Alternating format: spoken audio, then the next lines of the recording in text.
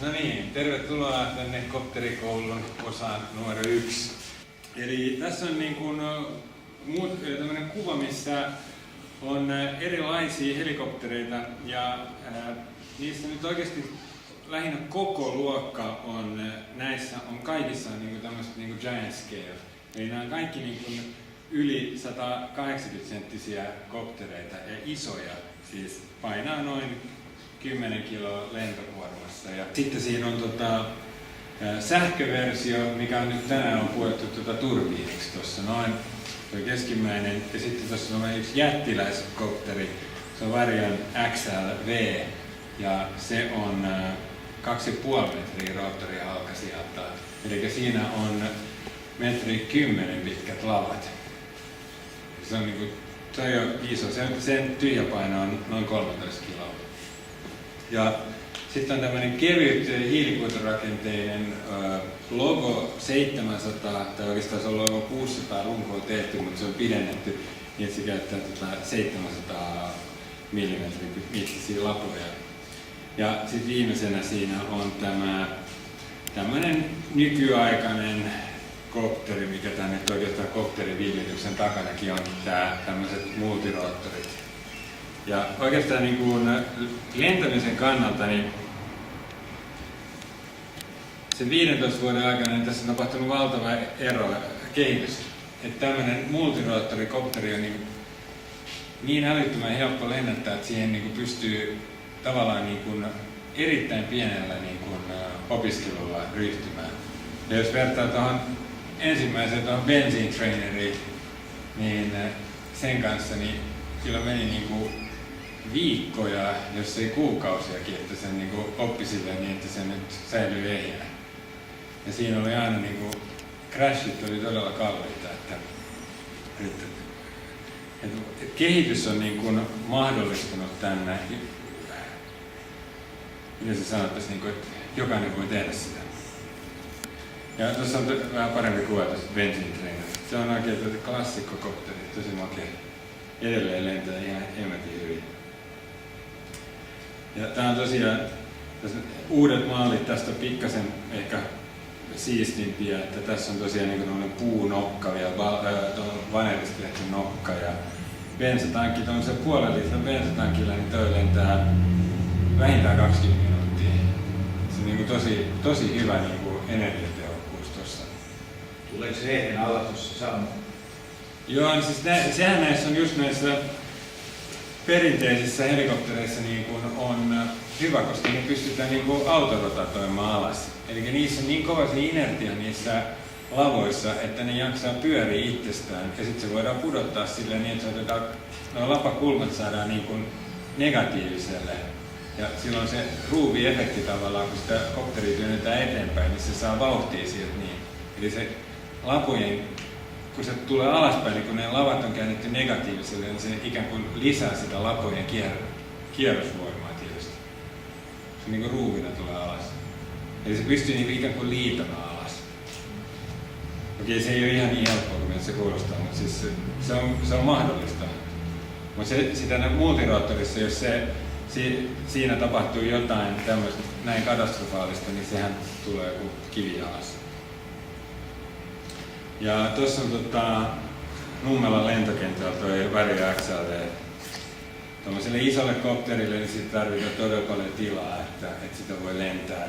Muuten niin ei siinä ole niinku, se on liian tämmöistä 2,5 metristä kopteria, niin sitä ei pysty lentämään kuin siis valtavissa paikoissa. Sitä lennetään niinku semmoista 700-800 metriä ympyrää sillä lennetään. Jos ajatellaan, että tämmöisen multikopterin käytännössä lennetään 50 metriä sädettä. Ja toi on niin iso, että se näkee ja se haluaakin vetää sillä kauas. Tuossa on yksi toinen kuva siitä, mutta nämä on aika yksinkertaisia rakenteita näistä tämmöisissä perinteisissä helikoptereissa. Niin useimmiten on hyvin helppo nähdä, että onko se jotain vikaa, sen pystyy äkkiä kokeilemaan. Multiroottoreissa ei sitä mahdollisuutta ei ole. Että sä voit vaan katsoa, että onko se mekaanisesti noin suurin piirtein kohdalla, mutta sä et ikinä tiedä, kun se on niin paljon elektroniikkaa, mitä siellä on. Tuossa on vähän noita yksityiskohtia ja lapojen noita. Niin lavoista voi sanoa sen verran just, että kun niitä eri pituisia, sitten myös eri levyisiä ja sitten myöskin eri profiililtaan. Ja näissä tämmöisissä UAV-käytössä, niin näissä käytetään yleensä aina tämmöisiä siipiprofiilisia, mahdollisimman kova nosto. Mutta sitten esimerkiksi jossain toisessa tämmöisessä 3D-huvikäytössä, niin sitten siellä käytetään symmetrisiä lapoja, koska sitten niillä saadaan, voi tehdä niinku temppuja. Mutta tässä meidän hommassa niin tämä on niinku oikeasti niin, temput ei ole määrääviä, vaan niinku nimenomaan tämä niinku mahdollisimman pitkä lentoaika ja tämmöiset asiat on tärkeimpiä meille. Niin sen takia näissä just tämä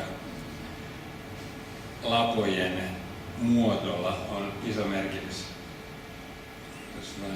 Ja tämmöinen sama turbiini, niin se voidaan laittaa moneen eri runkoon. Ja turbiinissa on just se hyvä puoli, että se on niinku tietokone ohjattu sen käyttö, eli se pystytään niinku ohjelmoimaan. Se on kaikista helpoin näistä moottorityypeistä niin ohjelmoida käyttämään niin kuin tällaista niin kuin tiettyä kierroslukua siinä roottorissa. Esimerkiksi tuossa kun on tämä oli se jättiläismäinen helikopteri, se 2,5 metriä kärkiväliltä, niin sitä halutaan lentää noin 800 kierroksella minuutissa. Ja sen ohjelmoiminen on siinä turbiinissa ihan älyttömän helppoa, koska se voidaan laittaa tässä ohjelmointiyksikössä. Se on tässä näin on tämä turbiinin ohjelmointiyksikkö, se on tämmöinen laite. Ja se voidaan täällä näin ohjelmoida. Tänne näin laitetaan vaan, että jos me halutaan, että se pyörittää 800 kierrosta minuutista. Tää on laitettu, että tämä pyörittää 914 kierrosta minuutista. Ja se on täällä niin kuin ihan optimi. Jossain 3D-käytössä, niin ne lentää tämmöistä kopteria, niin ne haluaa lentää 2000 kierrosta minuutissa. Eli pyörittää hirvittävän paljon kovempaa. Ja sitten taas se dynamiikka on niin erilainen, että... No joo. Jos tää on liian teknistä, niin sanotaan. Tossa se lentää. Ja tässä nyt näkyy yksi ero, mitä näissä koptereissa ei nyt enää ole, niin tässä on tämmöiset flybaarit, eli nämä tämmöiset paddelit sivulla. Niin ennen kuin ei ollut tätä elektroniikkaa, niin jouduttiin käyttää tämmöisiä flybaareja, koska ne niin kuin ikään kuin tasapainotti sitä lentämistä. Se olisi ilman elektroniikkaa tommosen niin kuin kaksilapaisen helikopterin lentäminen tosi vaikeaa. Tuossa on vähän vaan niin kuin fiildistä. Tuossa on erilaisia koptereita. Ne on kaikki mun rakentamia. Tässä on tää sähkömoottorilla tää nelilapainen vehje. Ja siis se tosiaan niin kuin toimii. Siis nämä on vaan niin kuin sen takia, että oikeasti tämmöinen runko, niin se toimii näissä perinteisissä helikoptereissa, se toimii oikeastaan minkälaisella voimanlähteellä tahansa. Se ei ole niin kriittinen. Tätä voi ajaa bensamoottorilla, turbiinilla ja sähkömoottorilla. Ja tuossa on noin kuva noista lavoista lähinnä. Tuolla on tuo moottori asennettu. Samoihin ikään kuin asennuspaikkoihin niin menee moottorit kiinni. Tuossa näkyy tuommoinen, missä on tuo jäähdytysritilä, niin siinä on tuo nopeuden säädin ja se nyt oikeastaan tuossa vähän niin kuin, no tässä tapauksessa on aika turha tuommoinen lisäjäähdytin tuommoiseen, mutta ne voi lämmetä kesäkuumassa, niin kyllä vaikka näinkin rauhallisen kierroksen lennetään, niin se nyt on vaan siinä vähän ylimääräistä. Tuossa on yksi lentokuva. Tuossa on tuommoinen kuva isosta kyröstä tuommoiselta pellolta. Siellä lennetään tuolla logolla, niin lennetään tämmöistä tutkimuslentoa VTT:n kanssa. Ja siellä näkyy tuolla taustalla näkyy toi ground station. Tuossa on se samainen helikopteri. Ja okei, tuolla keskellä, tuolla pilvien välissä, niin se pieni helikopteri näkyy. Se on 150 metriä korkealla. Eli sitä ei käytännössä katsoen näe. Ja sitten tässä on tässä on muutamia näitä helikoptereita ja tuossa on toi valkoinen iso, niin se on saksalainen Microdrone. Se on itse asiassa kaikista hiljaisin ja ehkä varmaan yksi turvallisimmistakin näistä laitteista. Se on nimittäin semmoinen, että se pyörittää moottoreita todella hitaasti. Ja ne moottorit pyörii niin hiljaa, että tavallaan ne ei silloin pidä mitään ääntä ne potkuritkaan. Ja siinä on se hyvä puoli, että se on älyttömän energiatehokas, että toi pystyy lentämään tosi kauan. Ja se tulee tämmöisessä sinisessä laatikossa. Kaikki siellä on valmiit akut ja kaikki. Sen on huono puoli, että se maksaa 65 000 € plus ARV. Se on niinku sen. Ja sitten siinä ei ole mikään, siis tuommoista Sony Nexia se jaksaa lentää, mutta ei mitään painavampia oikein laitteita siihen saa kiinni. Kenen se on? Kerros kuvassa. Se valkoinen. Se on geodeettisen laitoksen. Valtion vara. Niillä on joo. Sitten tuossa on yksi tommonen aika kätevän kokoinen pikkukopteri, toi on Droidworks CX-4. Tosi niinku kiva pieni kopteri, mutta todella kallis runko, muistaakseni jotain 900 €. Sitten jos tuolla pöydällä on tämmöinen alumiinirunkoinen kopteri, niin sen rungon hinta on noin 200 €. Et siinä on niinku aika kallis on toi Droidworks, mutta tosi siro ja kevyt. Sitten tuossa on tommonen T-Rex 700 runkoon tehty kamera, tämmönen videokuvauskopteri. Siellä on toi samanlainen jalka tai toi kamerateline kuin tässä Octossa tuossa pöydällä. Tuossa noin niinku kopterin nokalla. Ja akut on sitten niinku vastapainossa tuolla takana. Näissä on se huono puoli, näissä tämmöisessä designissa on se, että kun tuo kopterin paino jakaantuu niin pitkälle lankulle, niin siinä tulee helposti sellainen heiluriefekti. Ja se olisi mieluummin parasta, että se kaikki se paino olisi niinku yhdessä nipussa niinku mahdollisimman lähellä sitä keskustaa. Ja näissähän multiroottoreissahan se on tosi hyvin pakattu se paino niin siihen keskelle. Ja tämmöisessä tulee niin paljon kaiken maailman niin perä saattaa vipata ja sitä ei oikein pysty mitenkään korjaamaan. Ja sitten tosiaan vielä toi eteen taakse saattaa koko ajan keikkua, että vähän hankala. No nyt tää voisi sanoa, että tää ei osa 2, niin sitten tämmöistä teknistä juttua. Saako kyllä sellaista? Joo. Saako noita sitten tuollaisia ihan alueellisia osia ostaa, niitä kasataan vai joudut sä työstää kuinka paljon niitä jollain sorvilla tai jollain? No ei tarvii mitään työstää, että ellei sitten niinku jotain ihan custom palikoita halua laittaa niihin. Mutta sit periaatteessa niin se menee niinku, kun sä tilaat jonkun tämmöisen kitin, niin sieltä tulee niinku tarvittavat osat. Mut siis ei oo semmosia, ei ihan semmosia kittejä oo, missä joku on niinku sanoo, että sulle nää ja nää moottorit ja noi potkurit ja kaikki. Ei oikein semmosia oo. Ja siihen on muutamia syitä oikeastaan, että ihmiset ajattelee tätä kopteria niinku eri lailla. Ja jotkut ajattelee sille, että ne haluaa lentää pientä kameraa ja ne ei kaipaa mitään isoa painoa. Toiset haluaa jo, että niiden pitää saada sitä rediä lentää. Ja vaikka sähkömoottori voisi ajatella, että se nyt on moottori mikä moottori, mutta itse asiassa niissä on niinku rakenteellisestikin jo niinku sillä lailla eroja, että vaikka ne päälle päin näyttää suurin piirtein samalta, niin ne on ne käämitykset ja miten ne on niinku ne magneetit siellä ja kaikki nämä tämmöiset vaikuttaa siihen, miten se toimii. Eli tässä on niinku näiden moottoreiden ikään kuin vääntöä ja niin mitataan niinku kierroksia per voltti, että kuinka monta kierrosta se vääntää pystyy niinku jokainen voltti, siis mitä akusta tulee. Et jos sulla on vaikka, tässä nyt sanotaan täällä alemmassa, tästä mä oon kirjoittanut esimerkiksi, että jos on niinku, tässä on nyt tämmöisiä kuin 330 kV nämä moottorit. Eli yhdellä voltilla se, 1 voltin jännitteellä, niin se kiertää 330 kertaa minuutissa. kun siinä lennettiin ja haettiin missä kohtaa ne niin kuin, ikään kuin ne geinit tai nämä tämmöiset niin kuin, arvot pitää olla sille autopilotille. Ja se lensit niin kuin 2 minuuttia, sä kokeilit, että miten se kopteri toimii, sitten se alas, sitten se piti viedä niin kuin, ja laittaa tietokoneeseen kiinni. Ja kun se oli semmoinen huono PC-ohjelma, sitten se crashasi ja sitten sun piti käynnistää bootata se koko masina uudestaan ja sitten kokeilla uudestaan ja sitten sä muutit sitä 10% johonkin suuntaan sitä arvoa. Ja se oli, niinku, se oli monen päivän homma, että sai sen niinku säädettyä kohdalleen. Nyt ne on niinku huomattavasti helpompia, että ne arvot saadaan niinku näihin radion niinku säätimiin saadaan valmiiksi ohjelmoitua ja kaikki niin käy paljon nopeammin se semmoinen löytäminen.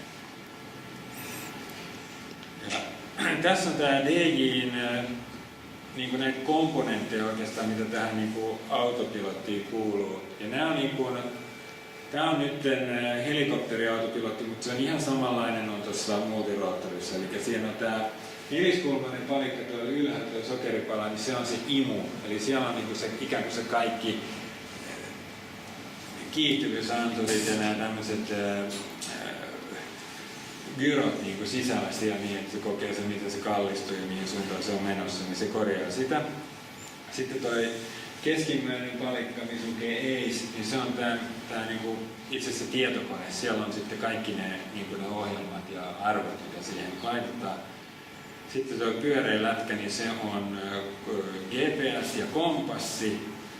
Ja sitten toi, jos lukee LK900, niin se on sitten tämmöinen telemetria lähetin ja tämä musta palikka, niin sitten tämä on telemetria vastaanotin. Eli tämä on semmoinen versio tästä autopilotista, missä on tämä waypoint, eli täällä voidaan lentää niinku reittejä.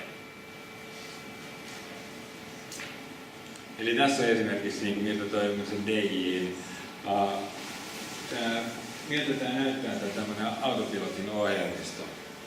Eli tuossa on nyt tuo helikopteri tässä kuvassa ja sitten tässä on niinku tämmöinen yksinkertainen 6 pisteen rata piirretty vaan tähän näin ohjelmoitu. Ja sitten se aina niinku näyttää ikään kuin, että minne se on menossa, että tuolla on toi tommonen ikään kuin toi tien käännösmerkki, niin se näyttää aina mikä on seuraava waypointti, mihin se on menossa. Ja nämä kolmiot sitten tuossa, kolmiot tuossa merkitsee sitä, missä se on ottanut kuvan. Eli näihin autopilotteihin voidaan saada siis automaattisesti ohjelmoitua se, että se ottaa kuvia. Esimerkiksi tässä on ohjelmoitu silleen niin, että se ottaisi, tässä on varmaan ohjelmoitu silleen, että se ottaisi mä sanoisin, että joka 25 metriä on varmaan ollut, että ottaa kuvia, mutta ne ei kuitenkaan niin tarkasti osaa sitten sitä ottaa, että nämä näkyy, kun nämä on aika päällekkäin monessa tapauksessa nämä kolmiot, vaikka sen pitäisi olla täysin symmetrinen. Niin on parempikin käyttää sitten, että jos jotain tämmöisiä tekee, niin ajastettua kuvausta paljon helpommin pääsee. Mutta näissä on kaikki niin kun, nämä autopilotin funktiot näissä, mitä voi olla, että se pystyy niin periaatteessa tekemään minkälaisia tehtäviä tahansa. Eli noista oikeastaan niin noista just autopiloteista voi nyt sanoa sen verran, että niihin vaikuttaa just nämä tietyt säädöt. Ja esimerkiksi tässä Wukongin tapauksessa niin sen geenit on jaettu 2.